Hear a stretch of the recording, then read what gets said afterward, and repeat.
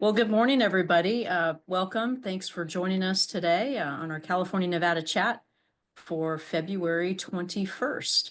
My name is Nikki Gatch, and I'm the Executive Director of the Southern California PGA section. And on behalf of our president, Kurt, as well as our colleagues from the Northern California PGA section, Executive Director Caitlin Doyle and President Nick Bailey, we welcome you to the chat today.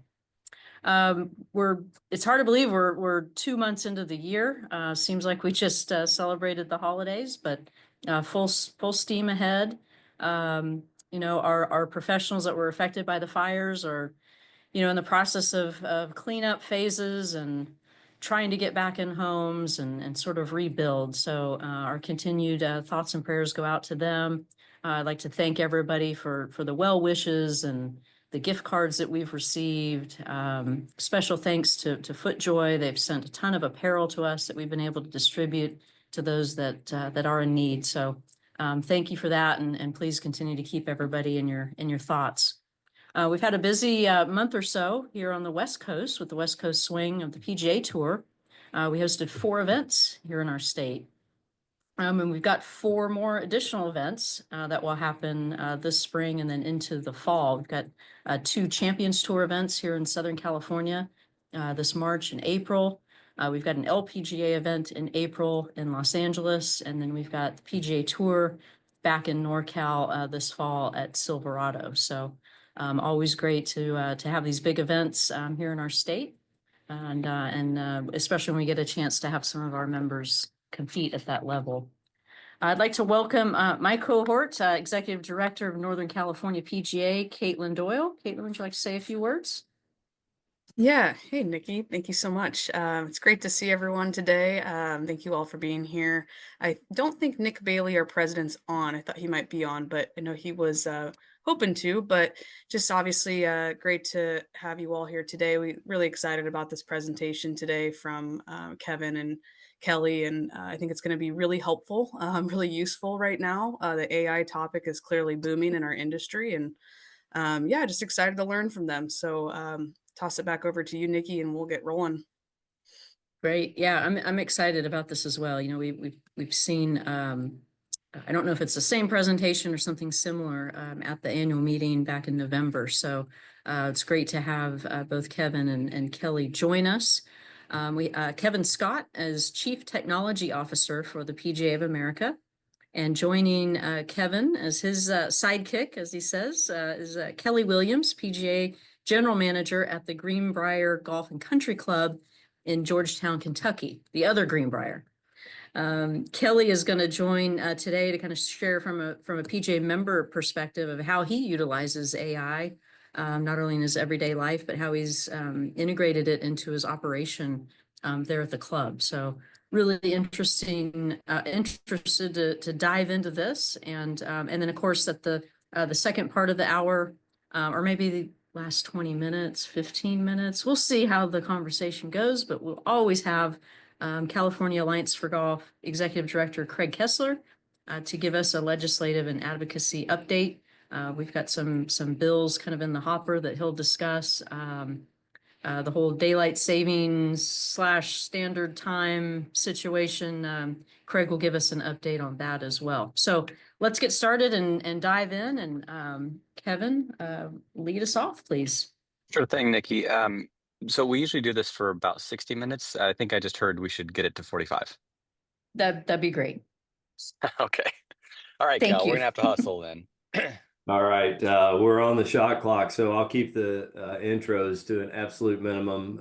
There we are, our beautiful smiling faces. We are going to give pretty much the same presentation that we shared at the PGA annual meeting, but we had such an incredible response to that we just continue to share this across the country. Those of you who are using AI already, I don't know if you all can interact with us much today, but use the emojis wherever they may be in the Zoom viewer for you. Give us some thumbs up if you're using it. If this is a first time for you, give us a thumbs down or a question mark or something, just to kind of let us know where you are in your AI journey. But Kevin, let's go ahead, and like I said, I'm trying to cut a little bit out to keep us on task and on topic. you're going to find that what we discussed today is really, really heavy on ChatGPT. It's a great entry point if you're not using any sort of AI. If you're already in the GPT space, you might already be able to give this presentation or a great portion of it. If you're there already and you're using something else that you like even better, share that with us in the comments section. Let us know what this presentation in 2.0 needs to look like and what should come next. But with ChatGPT, you'll find that it's not just another Google. It's not just a search engine. It will actually create content for you. It's your virtual assistant. You can both dictate to it, or you can type right into the prompt bar and ask it to perform certain tasks for you. So we'll get more into that in a few moments. Another AI program that I'm utilizing, or platform that I'm utilizing, and it's actually running in the background right now, is my Fireflies AI note taker. It's attached to every virtual meeting that I host. I can also utilize it as an app on my phone, and it is taking notes as we go. It will provide a summary when we're done. It will even assign action items to various names and people that it hears through the series of the meeting. I find that I don't even realize that I'm using Fireflies very often anymore, but that I constantly go back to it. It holds me accountable, it holds my team accountable, and it helps me just to hone in on all details that are left over from a meeting. So I'm not going to go any deeper into that due to time, and then we're going to kind of round out our day talking about video editing apps and some software that's available to you there specifically through Opus Clip. So we hope that you'll find these next few minutes really beneficial, and that you'll be willing to implement some of these technologies in your life. For those who are skeptics, if you want to continue to play a persimmon driver in your business, go right ahead and do it. Just be ready to be outdriven by all your competitors. For those who are into the latest and greatest thing, think of this as a demo day or a fitting day at your facility. Look for a whole list of things here that you want to jump in and try. Doesn't mean you have to buy. There's a lot of free trial periods available. I would encourage you, like me, to find one that you kind of like, take a deeper dive, and then maybe you'll jump in, hit more fairways, and hit it further down the fairway in business as a result of what we're talking about today. Kevin, anything to add to that at this point? No, I don't think so. I was just going to maybe add a little bit more context before we hop into the demos, if that's all right. Yeah, please. Yeah, so many of you don't know me. My name is Kevin, and I'm the Chief Technology Officer for PGA. That means we get to do all kinds of, a lot of technology that doesn't get seen by members, a lot of things that are behind the scenes. And one of the areas that we've been investing pretty heavily is to get to know the AI space and make sure that we as a company are well prepared for that and getting our workforce, dialed in and using all the things that are possible.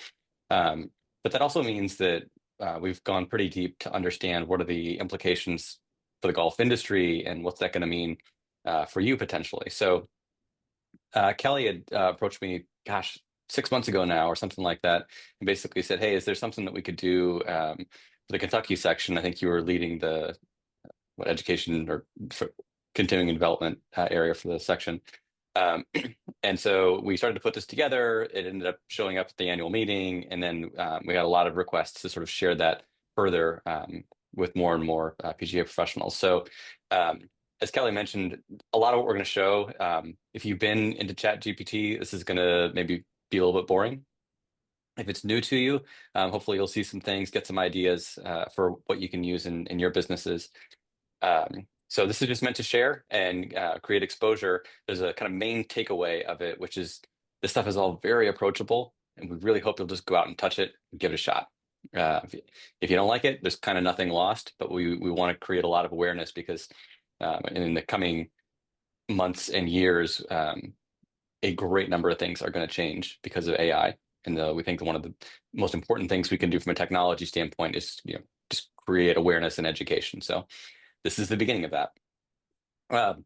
So firstly, I'm going to show off some demos, and they're a little bit broken here because I don't have the audio track. So I'm going to try to like voice over what you're not hearing. And I'll do my best with that, just with the audio setup we have here. The other important point is a lot of these you're going to see are actually done. The demos here are pre-recorded, just so I don't run into connectivity issues or something in real time. But what you're going to see, even though they're little videos, they do run in real time. So they're not sped up. It's just, so this is how fast it is. And it does go fast. They're all done in ChatGPT, but you can do them with lots of other free tools. There's a few of them listed on the screen here. By the way, at the back end of the presentation, we're going to kind of land on a slide that has a big list of all kinds of companies and products and things like that that you can check out. So that'll be the picture or that'll be the slide to take a picture of when we get to it later. As of right now, I'd say let's plow into the demos. So as we get started here, I just want to kind of introduce, if you're not familiar with ChatGPT, the easy way to think of it is it's a website. There are also mobile apps that do the same thing. There are Windows and Apple apps you can install, but what you're going to see is basically a website. It looks like a chatbot.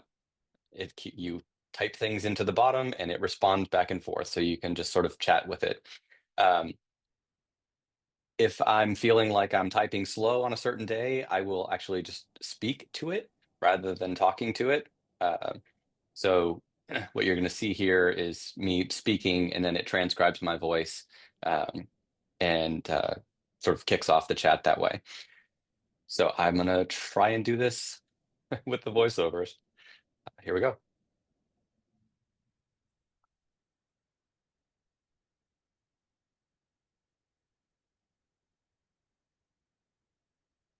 So write a job description for an assistant golf pro at a daily fee course in Michigan.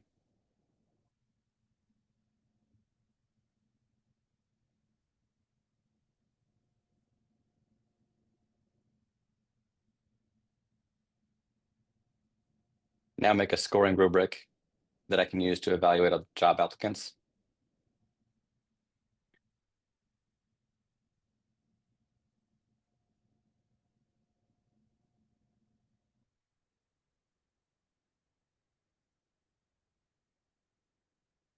Just as an example, make up a fake resume for an inexperienced golf pro, inexperienced assistant golf pro.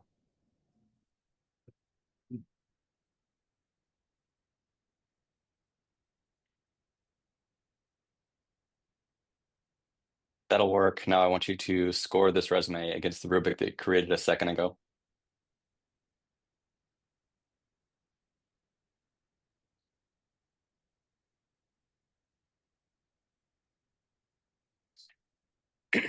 Okay, so we need to point out a little bit of what it did there.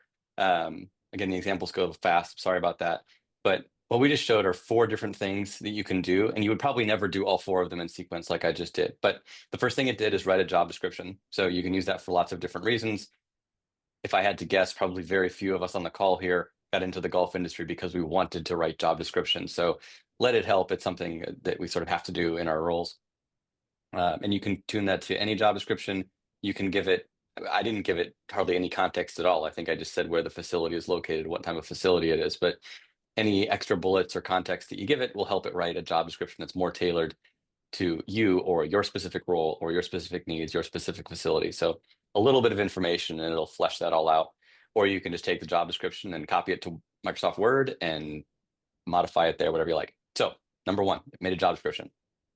Number 2, it created a way to like quantitatively evaluate that type of scorecard for assessing resumes against that job application.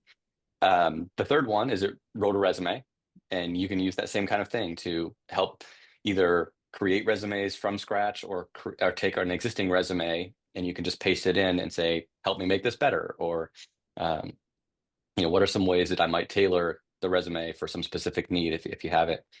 And then the last thing is it started to, so all those 3 things are writing exercises. The last one that it did was this whole, now evaluate this resume against this job description. And that's a process where it's doing a little bit more thinking, right? It has to be critical and say, okay, I see this in the resume, I see this in the job description, and it's using that scoring rubric to try to figure out, specifically, quantitatively, repeatedly, how do I objectively measure the sort of eligibility or candidacy of this particular resume? So it can do all those like 4 different kinds of things, and we just shove them all into one little demo here. But that's the main thing we want to show. Yeah, and as it should be pointed out, Kevin, not only will it do all of those things for you, but that was real time. We said it moves fast, but it created that content in real time just that fast. So I look at it as how do I get 2 to 4 hours of my week back so that I can be at home being a dad, being behind the backstop, watching my son play baseball, being on the bag, caddying for him in a Kentucky PGA Junior Tour event. The fact that it will create this content with little prompting so quickly, and then all I have to do is proof it before I make it mine, is very comforting, and it makes life a lot easier and a lot more productive. So I hope that everybody on the call will see it that way and be willing to use it that way as well. Let's see a marketing demo here next. Oh, did we skip over to golf shot? No, not marketing demo. Here we go. Yep. So I work for a golf apparel company. Can you create me some marketing material for a new golf shirt?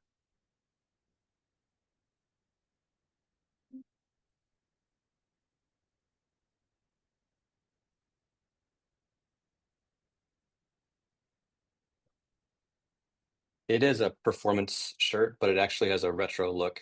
Can you add that in, please?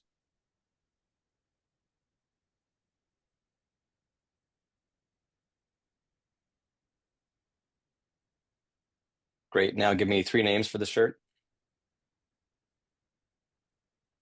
Classic swing, the vintage drive. Those are pretty good. Give me 50 more. The fairway flashback in the heritage hole, retro player, just a few of the 50. Yep. Nostalgic navigator. So what you can start to see here is that if you, it'll respond with no matter what you ask it to do. You might like the answer, you might not. So if you don't like it, then ask it to modify the thing. That was too long, that was too short, that was too chipper, or like that was too serious. In this case, we did it a couple of times and said, actually, I want you to tweak it to be a little bit more vintage. And then I asked it to give me a few names. And you can come back and say, nope, I want more. I want 50 more names. I want 100 more names. Whatever you want. It'll never get tired of coming up with things. So you can just keep going back to the well to modify and get more out of it than you asked for originally. Yeah, we just used it, Kevin, for the February is for FORE improvement clinic that we've generated using our indoor TrackMan bays and our putt view system. I would have never come up with that on my own.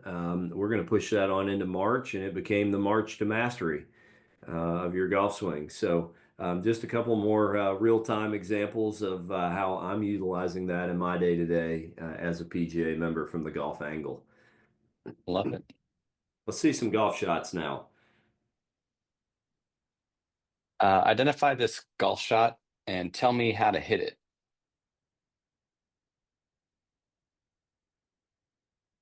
So I pasted in an image of a fried egg lie here.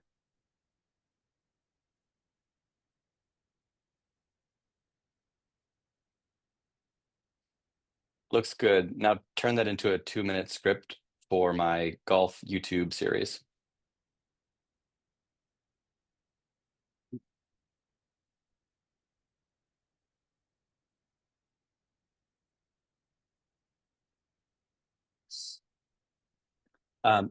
So here you can see that it can take information like, well, first of all, it can see things. You can paste documents or screenshots or images and upload those as attachments into the chat.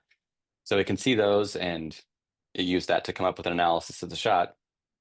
And then we basically transformed that summary of how to hit the shot into something completely different, which in this case was like a script with a scene descriptions and a narrative and quotes and all these kinds of things. So these tools are really good at transforming between different things. They can transform from English to Italian. They can transform from short to long, from long to short, from, happy to a different tone or a formal, or all these kinds of things. So there's a really broad definition around how these tools can transform or express content in all kinds of different ways.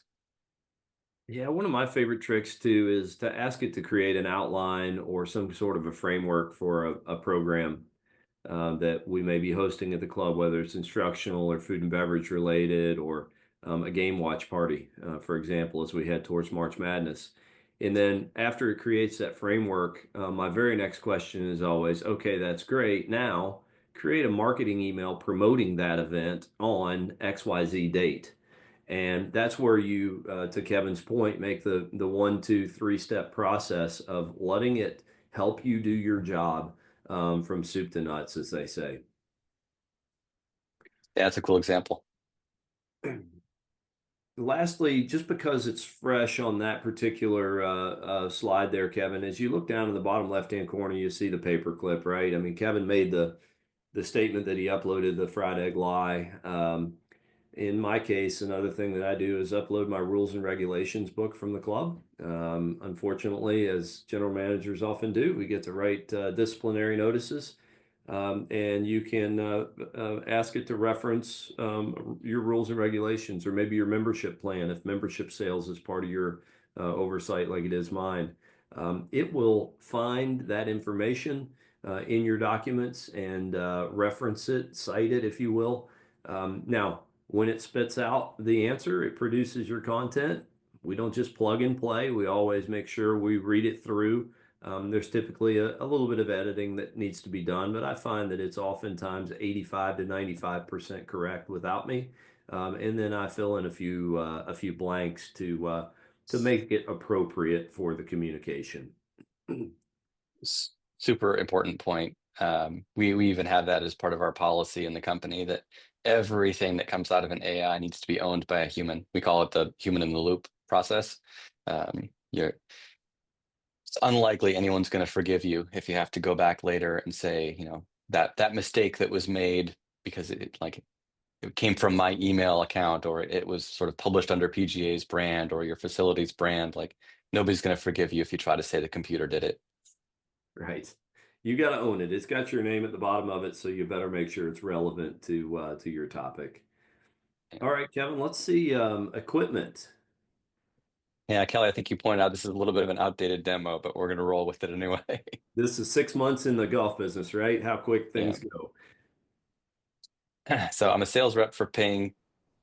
Give me some sales tips for how I can sell the G430 Max driver. It's pulling in a bunch of information on the right-hand side. These are web results these are reading these web pages to pull in and make a great answer out of all that. This is pretty basic stuff. Let's get real.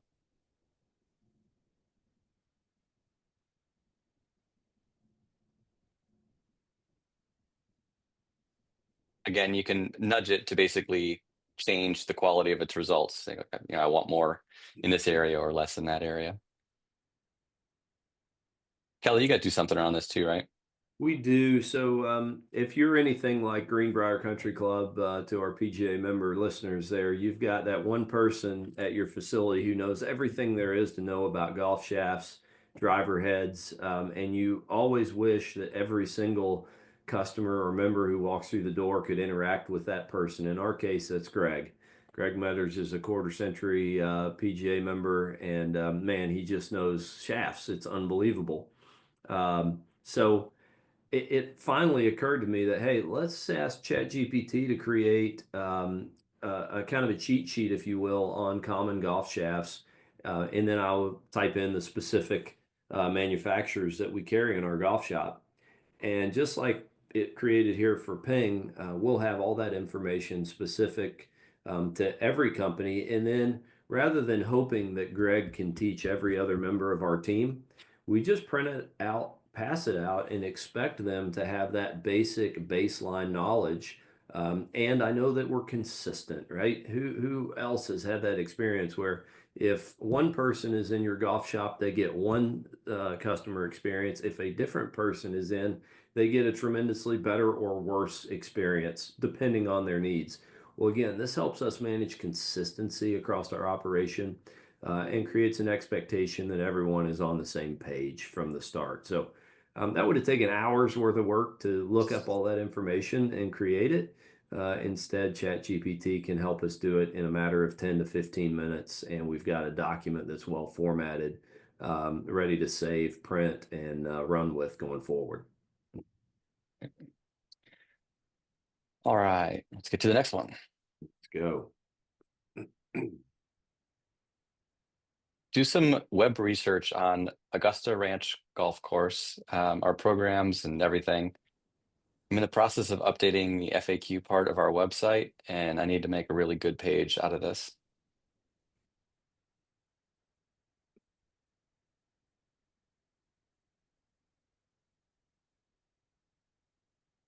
So here you can see it has programs, events, F&B, all the stuff I asked for. Okay, so this is fine, but it's a little bit short, so keep going. I need a ton of FAQs.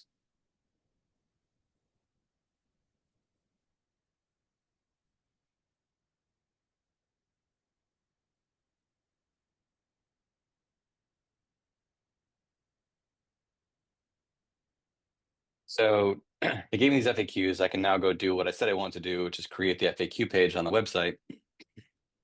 I can also take this FAQ list and I can paste it into a different type of tool that, and by the way, we're about to leave ChatGPT here, but we can paste it into a different type of tool that can start to use this as a phone system that uses AI. So if I pick a voice, then I'll have something like this. Oops. This is where we're not going to be able to play our demo and work. Oh, of course. You guys can't hear this. This is totally going to fail. Yeah, so this may be where we make up our 5 or 10 minutes, but Kevin did an absolutely wonderful job of providing an AI voice that takes his phone calls, answers his questions about the driving range, gives him more relevant information to include hours of operation, pricing, and really an encouragement to come and utilize the facility. So maybe when we share the deck, Kevin, with everybody, when it's over, they'll get to have the firsthand experience of hearing from Ella talk about Augusta Ranch Golf Yeah, Club. so Ella, basically you call in, Ella says like, hey, it's a great day at Augusta Ranch. How can I help you? And I'll ask it about, tell me about your driving range. I hear you have something cool. And she says, yeah, it's fantastic. You can come on in and hit balls. It's a really good time. We've got Top Tracer. I'll ask if it's expensive. And she responds with like, well, it's $10 for a small bucket or $20 for a large bucket. If you want to come in and give it a shot.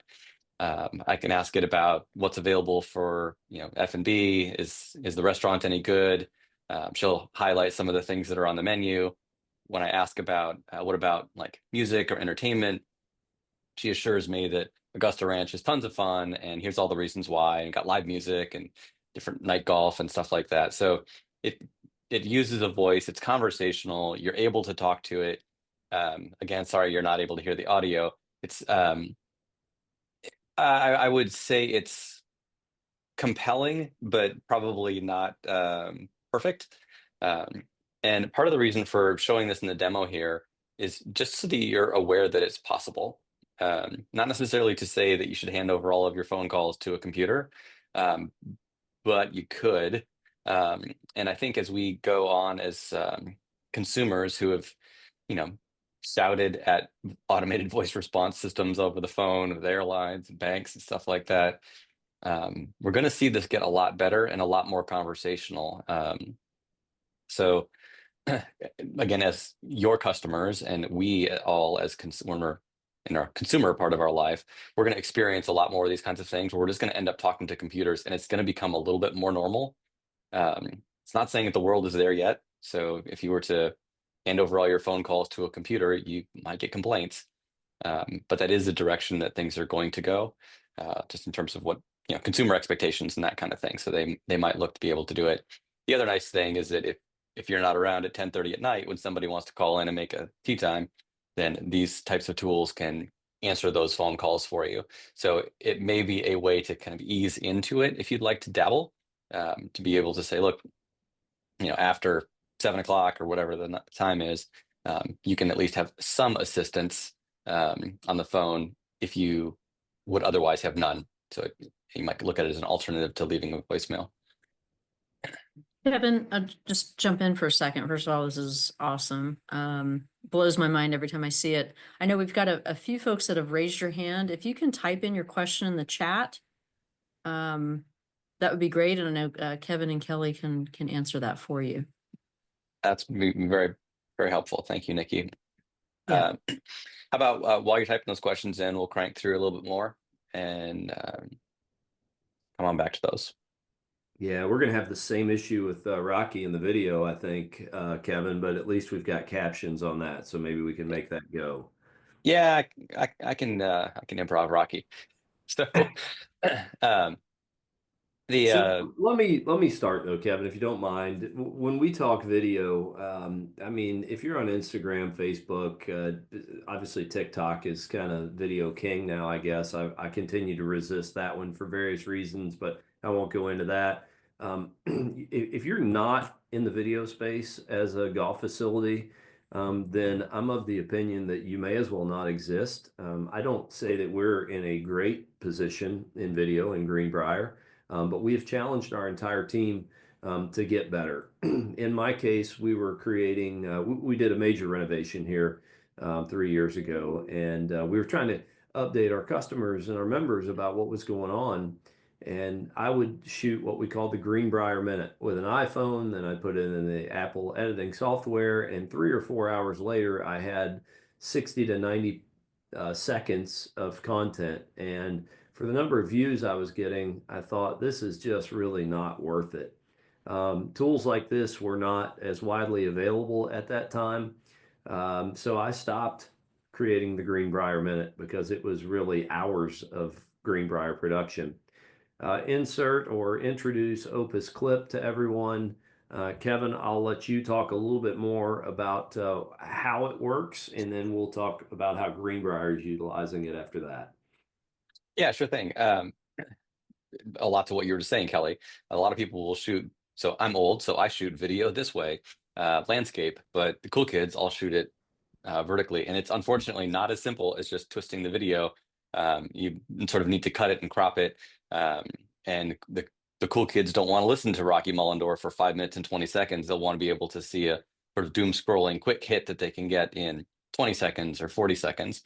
So you get this, you're trimming in time and content, trying to get a quick hit, something that'll grab people's attention, draw them into your personal brand, your facility's brand, as well as add all the flashy things that you've come to recognize. And you're going to see those here when we play this. But this is not creating any content. It's just taking existing content and formatting it for another platform, which even as I say that, like, that sounds like a total wasted effort. Like, golf professionals shouldn't have to put any work into like editing videos and sort of reformatting. So this takes all that work and labor away.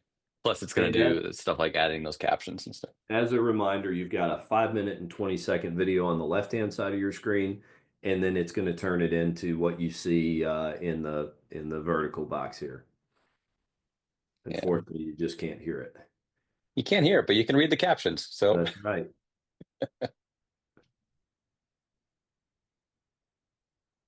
And that's the original audio from his original clip.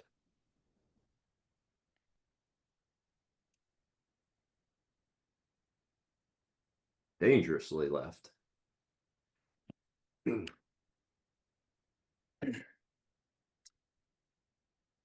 The anatomy of a slice explained in a video in 30 seconds or less, created 5 minutes, turned into 30 seconds. And then, Kevin, you would tell everyone this is the 8 different options that Opus created, and Rocky could go in and choose what he feels is the best one. Is that correct?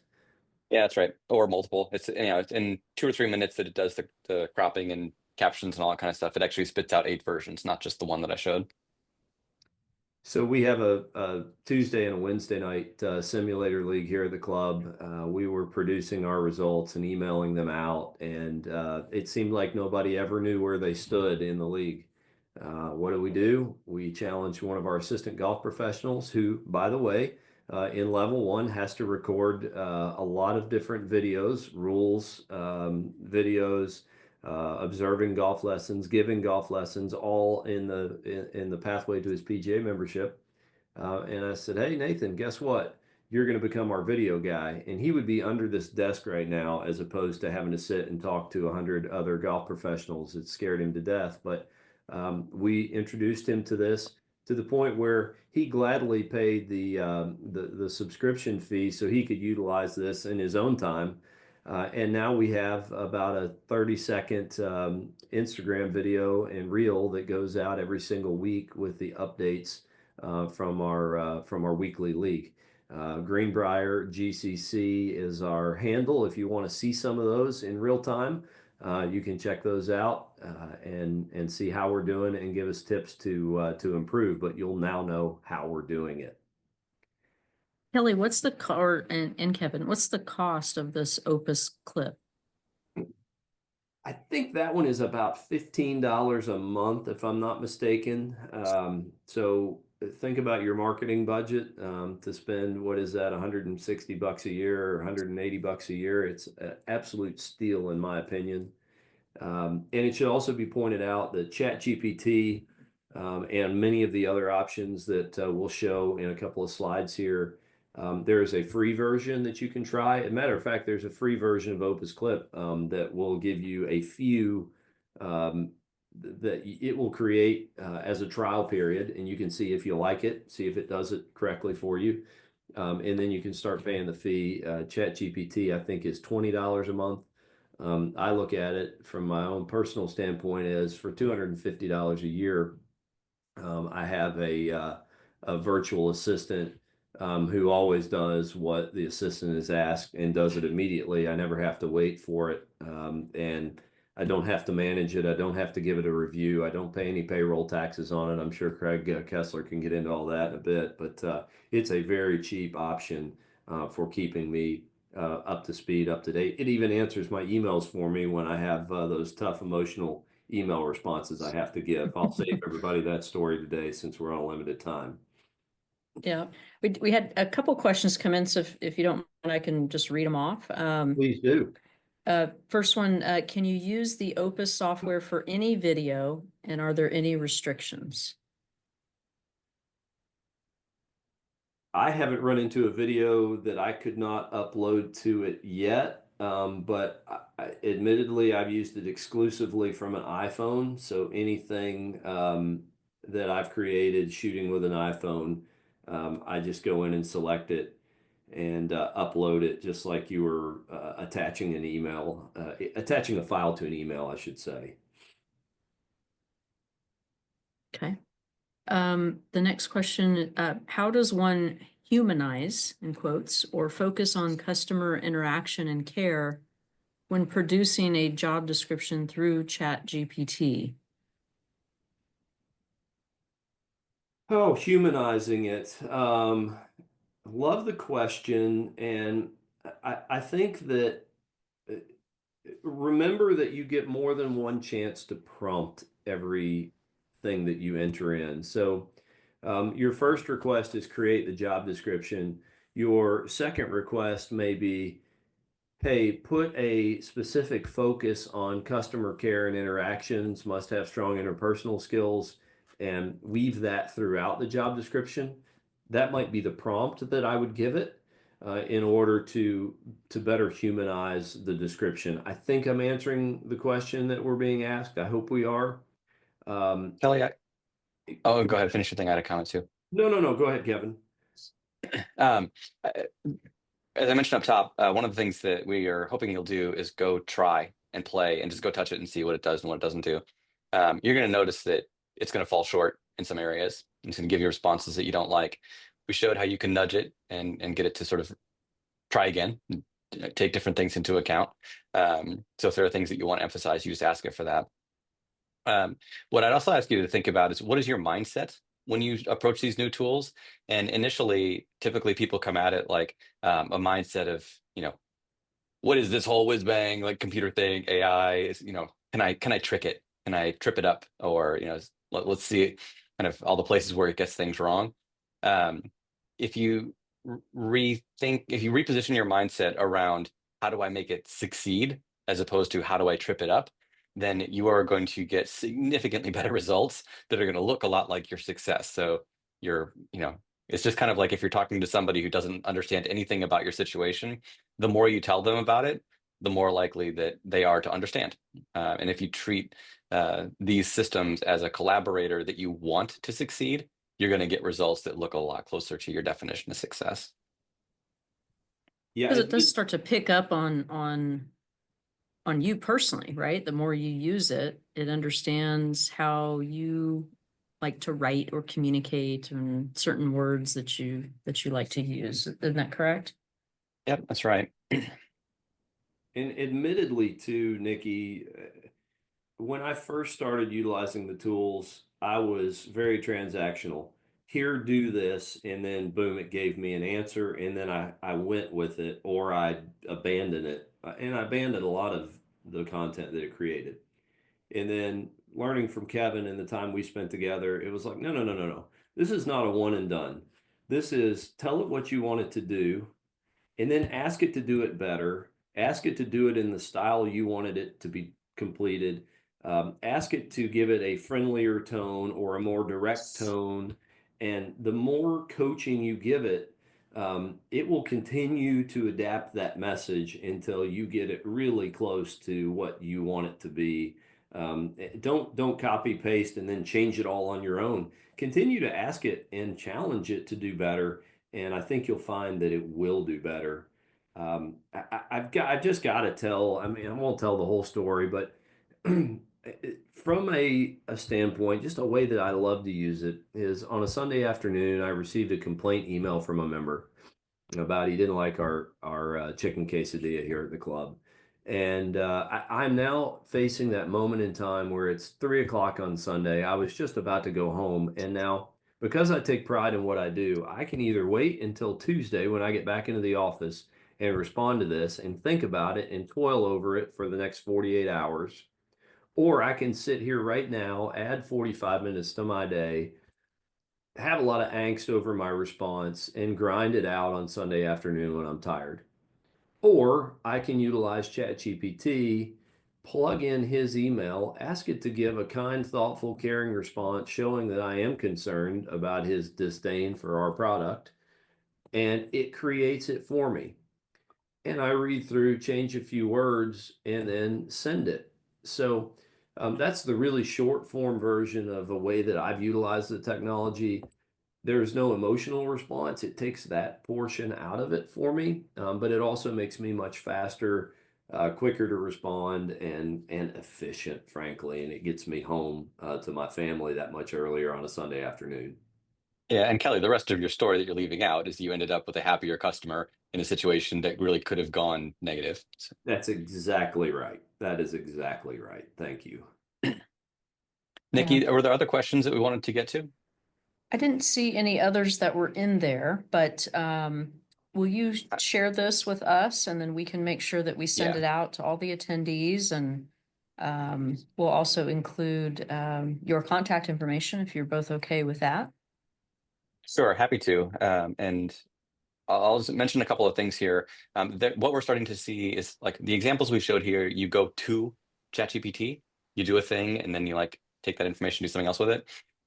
Increasingly, like every month, you're going to see more and more AI stuff coming into other tools and softwares and things like that. So if anybody uses Canva, it's an amazing program for all kinds of different reasons. They've got all kinds of new AI features that are in there. And so it's a great example of like starting to see things, the smarts of this technology are showing up in lots of different places.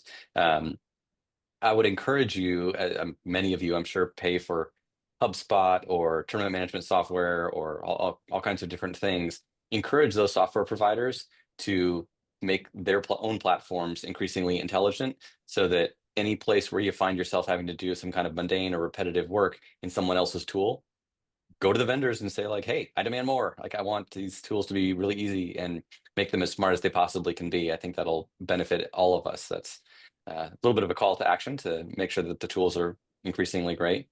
And the other thing that, well, I sort of ran out of time to talk about all the other safety and stuff, but I'm happy to follow up with anybody if they have any other specific questions. I did promise there'd be a slide you can take a picture of, and Nikki will send this out as a link if anybody wants to come back to this as a list of Perfect. resources, but tons of different things you can do here. This is the tip of the iceberg in terms of all the different companies and products that are out there. So this is actually the curated list, if you can imagine. All of these are tons of fun, lots of opportunity across all kinds of different domains. We really only talked about like the first and second row here. There's lots of other things that are happening in this space. So thanks for having us. Really appreciate it. Thank you, And guys. hopefully Yeah. you'll all go off and give it a shot, see if you like it, see what you don't like. I know Kelly has offered lots of times to help anybody who has questions, and we'd love to hear from you. Whatever works or doesn't work, shoot us a note. Let us know and talk to your fellow PGA professionals and your employers. And see if you can move the needle on some things. Great. I just saw someone asked if the recording will be shared. It will be shared. It also lives on our SCPGA YouTube channel, so that'll be posted later today. But I can't thank you guys enough, Kevin and Kelly. I know we could go on for hours and hours, but hopefully for those of you that haven't seen this in action, it kind of blew your mind and you'll give it a shot. I know I did after seeing this presentation at the annual meeting, and it is very helpful. And I know I've only just touched the tip of the iceberg there, but really appreciate it. I think it's the important message for me was just it's here to stay. It's not going anywhere, so we need to embrace it. I know that there's AI golf instruction starting to pop up as well.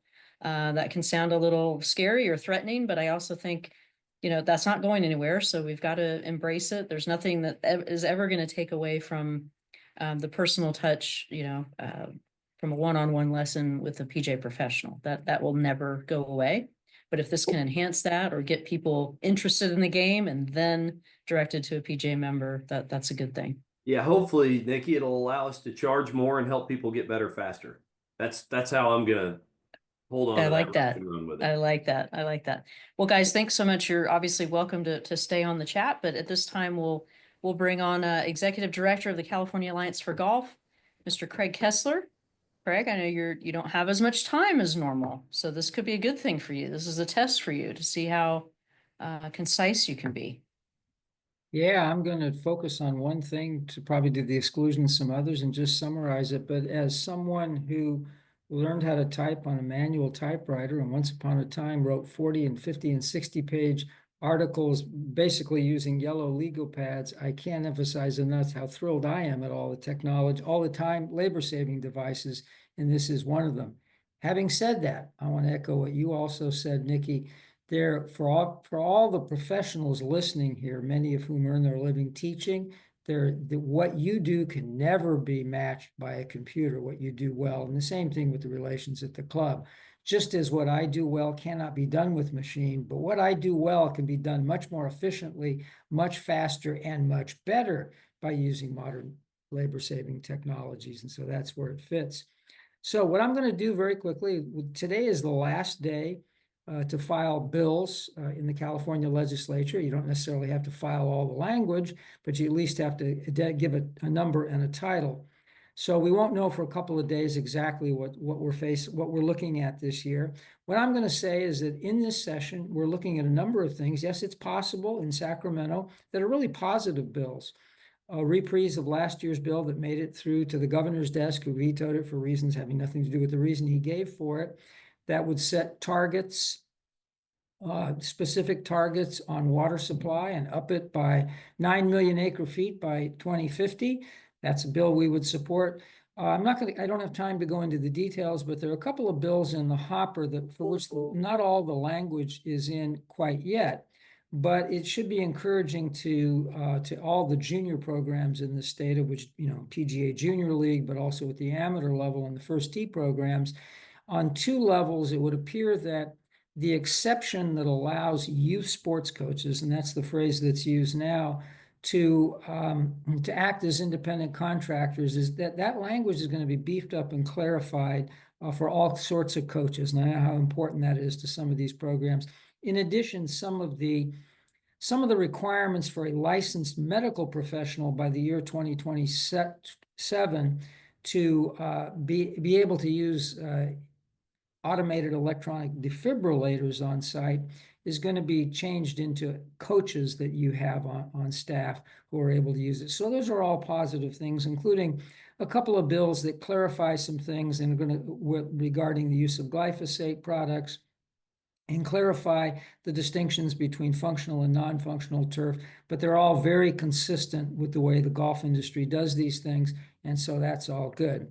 So what I'm going to do is leave a little time to go into some detail about a bill that's troublesome, that you may have heard about, and I'm going to go into some time to explain it, not so much to gin up your interest at this point, but to clarify what it's really about and what the details are, because they're fairly complicated. And it's the whole issue of something we're about to do in a couple of weeks, which is switch the clocks. We're going to move the clocks. We spring forward, that's right. And later in the year, 8 months from now, we will move them back again.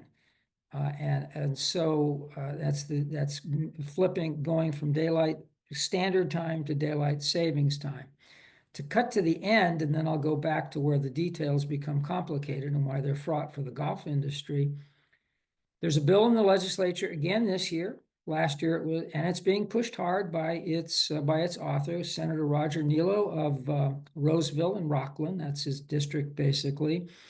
That would establish in California preference for going full-time to standard time. So the clocks would remain the way they are now. Actually, we would take what we do for 4 months per year and make it 12 months per year. Now, we voted in this state in 2018 to do the opposite, pending federal approval thereof. So the complication becomes this. Any state in the union, and 2 states in the union do this, that's Hawaii and Arizona, are free to remain on standard time year-round of their own volition. They have total control over that.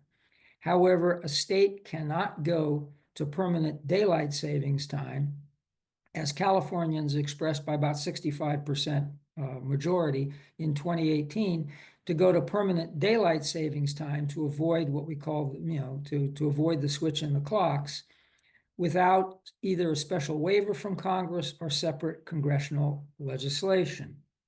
So thus the path of no resistance to ditching the switch, as the proponents of doing this call it, is to simply go to standard time, even though the preference, to the extent to which those preferences exist, the only poll on the matter was an election, and Californians, and that's pretty common in most American states, and even on a national level, prefer the permanent daylight time. If you think long and hard about the golf business, you recognize there's not a whole lot of money to be made at 4 and 5 in the morning, and there's a lot of the business, particularly in the public sector, that depends on that capacity to fill those twilight hours. And in junior programs, and particularly those junior programs that operate in those places where there isn't adequate lighting and thus becomes dangerous, losing that hour of light becomes critical to their health as well. Further complicating things is the U.S. Senate in 2022 passed the Sunshine Act, which would have taken the entire state and would have taken Arizona, Hawaii with it to permanent daylight time. The House of Representatives never acted on it at that time.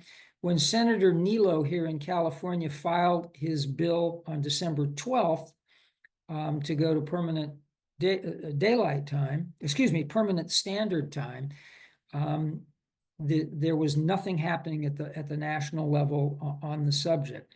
Since then, on January 8th, the Sunshine Act was refiled in the U.S. Senate. It's a very bipartisan bill. The co-authors are Democratic Senator Patty Murray of Washington and very conservative Republican Rick Scott of Florida. And prior to becoming Secretary of State, Marco Rubio of Florida was a big proponent of this. There are 14 co-sponsors to that bill. I believe it's exactly 7 Republicans, 7 Democrats. They found something they can agree on in Washington, D.C. And our own senior senator, Alex Padilla, is a co-sponsor of the bill that would preclude what we're trying to do here in California. So that further complicates it with a potential federal preemption. The choice for the golf industry, we've stayed off of this. We figured if the state wanted to go to permanent daylight time, so be it. It was not something we were going to engage in. If they didn't, so be it. We've been doing business this way for 100 years. We'd continue. That's no longer the choice. It's pretty apparent now, judging by the fact that there are now 32 states have bills in their legislature, that 18 of them would be just like California's, the path of no resistance to standard time. 11 are the opposite, to go to daylight time. And 3 states have bills that would do both of those things, including Texas and New York's, 2 of the largest states in the union. So it's an issue that's ripe. It's an issue that's pretty clear that the vast majority of the population doesn't like switching clocks. And there is medical evidence in support of ditching the switch. And that is that when we flip the clocks in a couple of weeks, there will be more heart attacks. There will be more accidents. It may seem strange because every time you take a flight to another time zone, you get a jet lag of 1, 2, or 3 hours if you were just flying domestically in the United States. And what's the big deal? Well, when you have 300 million Americans who all have the same jet lag on the same day, albeit it's only 1 hour, there are some consequences. So the choice becomes, are we going to go to permanent standard time or permanent daylight time? National organizations are polling their members. PGA of America is polling the sections. The IAGA is polling the amateur associations. The National Golf Course Owners Association is polling its memberships throughout the country to probably come to what we all know is the inevitable result. It's much better for the golf industry to go to permanent daylight time than permanent standard time. And that may be our primary motivation. At this point, when this bill came up last year, it was amended into a study, which was a very wise choice. And that's right at the moment, anyway, that's the position of the golf industry in California, that we need to have studies more than just the very narrow area of sleep studies. How about the loss of the recreational hours, particularly for youth programs? How about the economic effects? How about the energy effects? There are very real energy effects. For those who actually learn to type on those manual typewriters like me in that age category can recall that when we had a huge energy crisis in 1974, we did on a short period of time go to permanent daylight savings time because that was going to save on energy, electricity costs. So, and it did. I don't know if the results were as good as we had hoped it, 51 years ago, but nonetheless, so that's a component as well. And so this needs to be studied in greater detail before we do something, before we ditch a switch in that particular favor. I'd also add that, of course, to the degree to which Congress acts on something, that it may be somewhat preempted. So I hope I shed a little bit more light than confusion on something which is confusing, but I just hope I explained to you the reasons why, at minimum, the California Alliance for Golf is going to argue strenuously that this is a half-baked issue, that yes, the public supports ditching the switch. The only poll we have that's reliable was an election in 2018. That's the most reliable poll. And the Californians, like most Americans, favor full-time daylight savings time if that's the choice. And increasingly, that is the choice. And it's not a choice that the golf industry sought. It's not one we attempted to get engaged in, as long as it was between status quo and going to permanent daylight time. But if it gets down to the fact that things are lining up for a choice between daylight standard and daylight, I think we know, even though we're going to do the polling and so forth, I think we know which favors the industry. So that would be the one bill that's giving us heartburn. Its prospects for passage, one never knows. It's like anything. If those interests, like park and recreation departments and various others, or the golf industry itself, or other recreational sectors, don't step forward and indicate, wait a minute, maybe this idea should be studied further before they pull the trigger, and maybe we ought to wait to see whether or not the U.S. Congress preempts our flexibility anyway, then it could pass. Anything can happen in our state capital. it's up to us to sort of speak out on it. For those of you who have tracked these things in recent years, if this is our biggest worry, then we're doing a lot better in this session. And we'll cross your fingers, there's still time to file a few more bills than we've done in recent sessions. You remember last year, we had a bill that would have eliminated the use of all fertilizers and pesticides in California's coastal zone. We had bills that would have provided free money to chop municipal golf courses into affordable housing complexes. We had the whole fracas with independent contracting. We came out of that pretty much smelling like a rose. And there have been a whole host of small bills that this audience may not be as familiar with, dealing with other ways, prescriptions on the use of certain materials that golf course superintendents find essential to delivering quality courses. So far this year, I think we're doing a little bit better, and we can maybe focus our attention on the one bill that gives us a little bit of heartburn. And maybe, it's kind of a pleasure to be strong supporters, particularly of Senate Bill 72, which would set those targets for water use and for water supply in California.